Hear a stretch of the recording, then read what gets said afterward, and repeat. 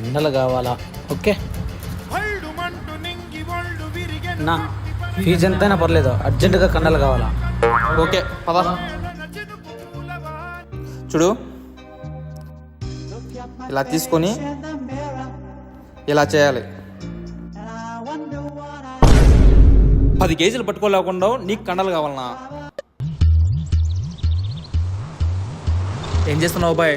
పాప బాగుందన్నా. ఎక్కాల్సింది దీన్ని, దాన్ని కాదు.